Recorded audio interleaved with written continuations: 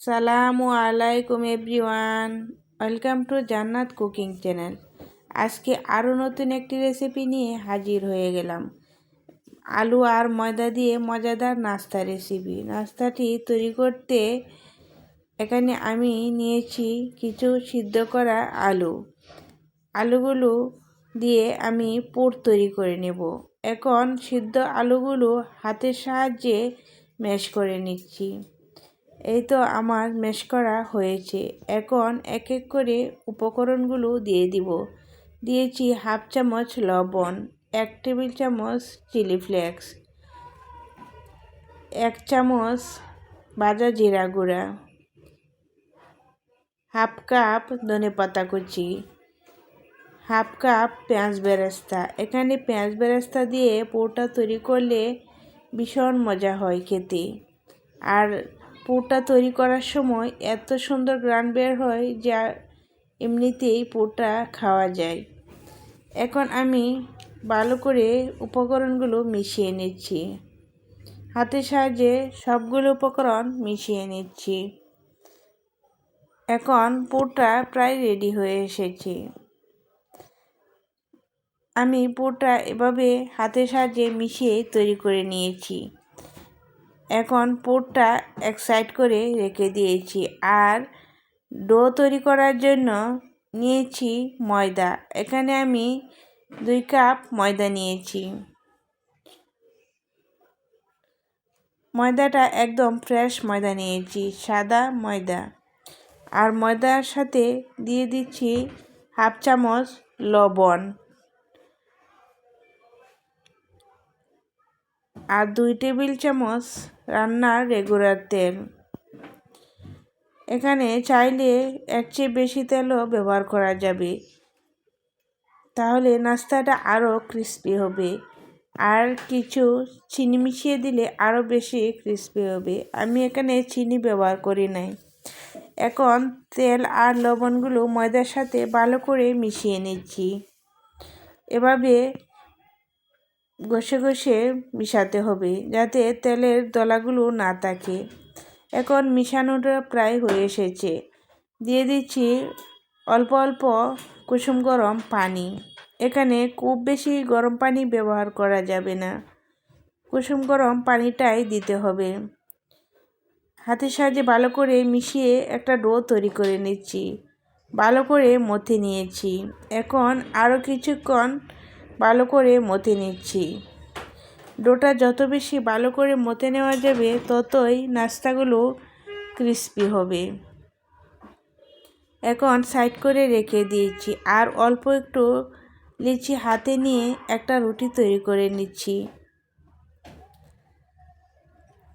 রুটিটা আমি খুব বেশি বড় করব না, অল্প অল্প ময়দা লাগিয়ে রুটিটা তৈরি করে নিচ্ছি।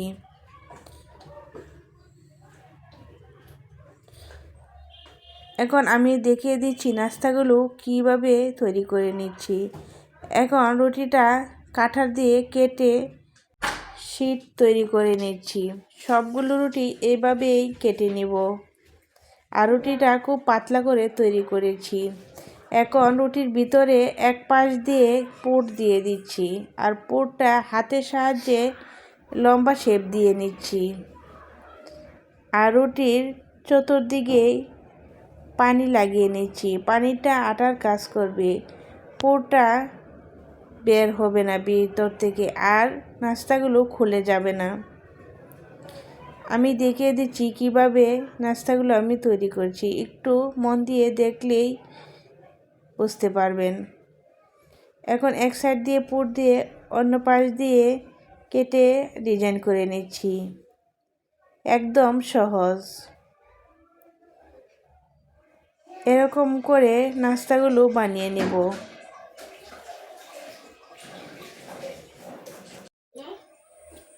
এখন কেটে রাখা 5টা পুরের উপর দিয়ে চেপে বসিয়ে দিচ্ছি। পুর যে পাশ দিয়ে লাগিয়েছি ওই পাশ দিয়ে কেটে রাখা 5টা একদম সুন্দরভাবে সেট করে দিয়েছি। হাতের সাহায্যে একটু চেপে চেপে দিচ্ছি যাতে খুলে না আসে। আর কাঁটা চামচের সাহায্যে একটু ডিজাইনও করে নিচ্ছি আর একটু চেপেও দিচ্ছি, তাহলে আর একদম খুলে যাওয়ার সম্ভাবনা নেই। এরকম করে সবগুলো নাস্তা আমি তৈরি করে নিচ্ছি।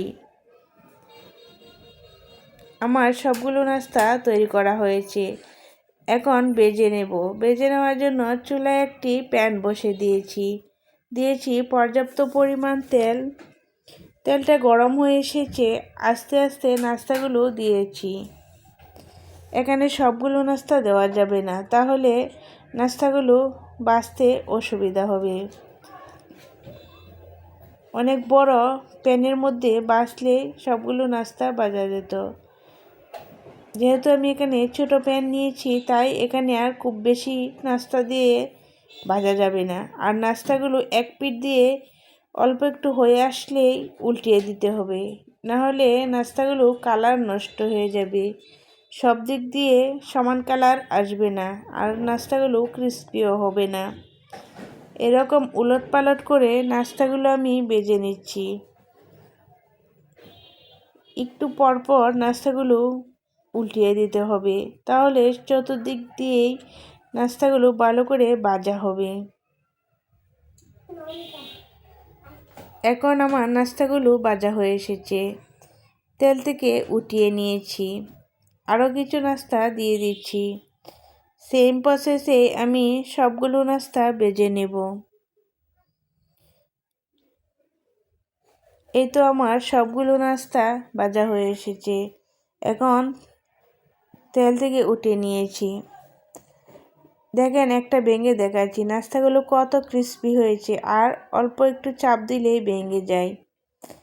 নাস্তাগুলো খেতে অনেক মজার। আশা করছি আমার রেসিপিটা সকলেরই ভালো লাগবে। ভালো লেগে থাকলে প্লিজ সাবস্ক্রাইব করে নেবেন, আর একটা লাইক দিতে ভুলবেন না। সবাই ভালো থাকেন। আল্লাহ হাফেজ।